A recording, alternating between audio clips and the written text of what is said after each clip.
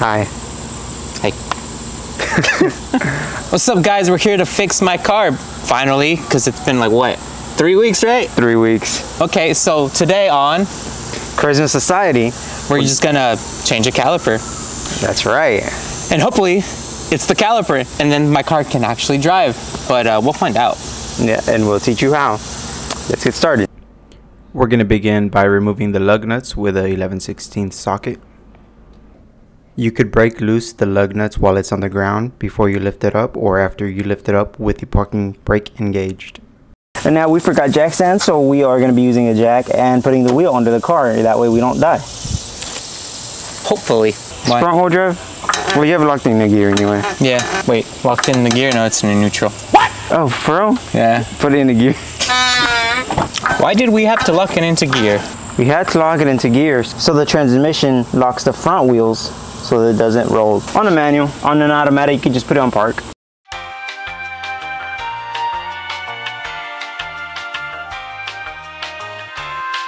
So now that we removed the big old nuts, you can take off the wheel.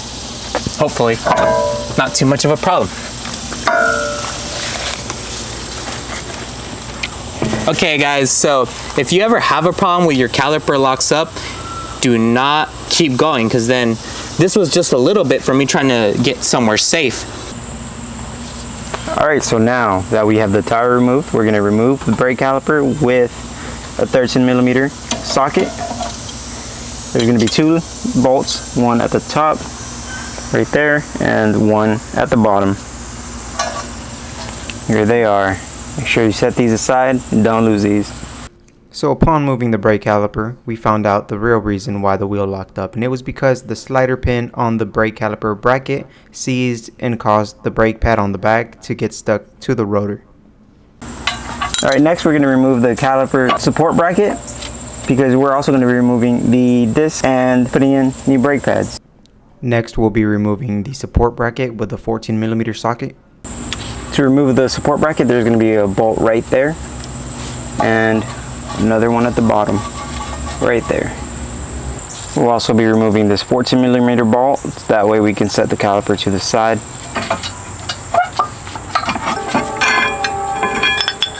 Here's the support bracket and the 2 bolts, and here is the reason the wheel locked up. As you can see, there is padding, what's supposed to be there, on a brake pad, and this one was just on the pure metal. And what that does is it grinds up the rotor like that, when it's supposed to be more like that. Our new rotor is on. Alright, now that we're done with the install, we can go ahead and put the wheel, I'm just kidding. Alright, now we're going to go ahead and remove the old caliper. We'll take this off for now. Alright, to get the brake caliper off on a 2012 Scion Tc, you want to first remove the spring to remove the tension on the parking brake.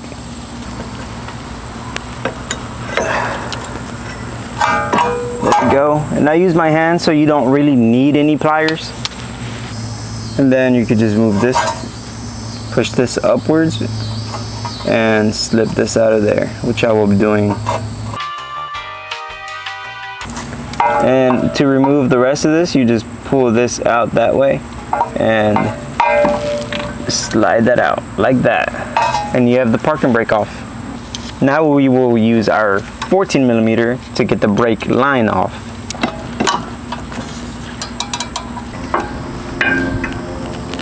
The old one and the new one. Alright, now we're going to connect the brake line to the new caliper.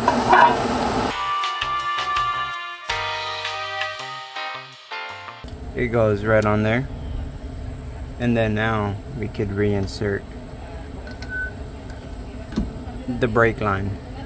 Now we're going to reattach the parking brake cable onto the hook. Just like that. You could do it all by hand. You don't need any other tools. Alright, next we're going to want to reinstall the 2 brake caliper bracket bolts.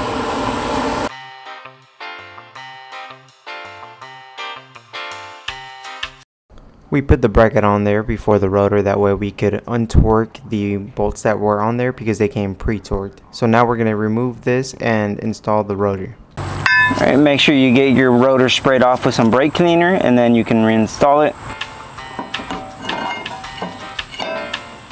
Then you can hold on your rotor with a lug nut, like that. And now you can attach your caliper bracket. Now we can tighten the bolts for the bracket. Now you want to tighten the caliper bracket to 42 foot-pounds. Now that we torque down the caliper bracket, we can install the brake pads and the caliper. You'll want to replace the hardware that it came with. This is how the hardware goes. You just slide it in there, press it in. There's one, and then there's the other.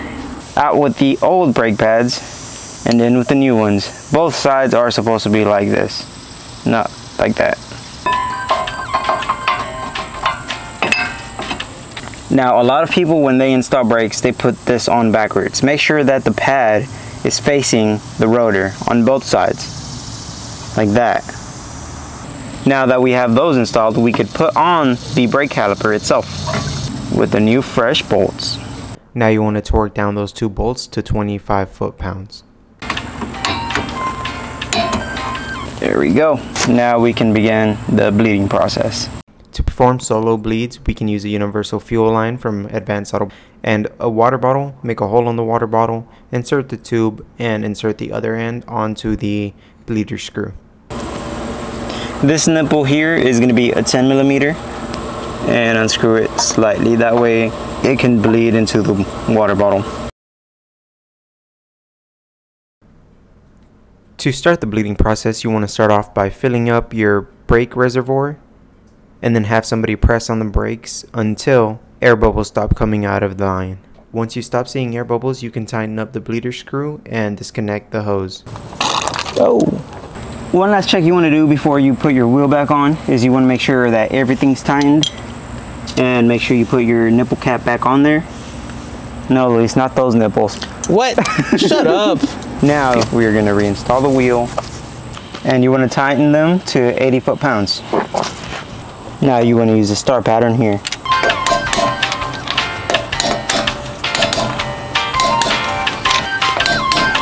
And we're good to go. Okay guys, that's how you replace a 2012 Scion Tc caliper. Yeah, so we replaced the caliper, we replaced the rotor, and we replaced the brake pads. Now, if that happens to one side, you want to go ahead and check out the other side. That way you make sure that the same thing doesn't happen to that one. And we found out why the caliper gave out. The guide pin seized, so it prevented the caliper from moving back to its original location, and it got the brake pad stuck, and so it was wearing on the rotor. Guess we don't need this anymore. Yeah. You could throw that one too if you'd like. Dang. Perfect.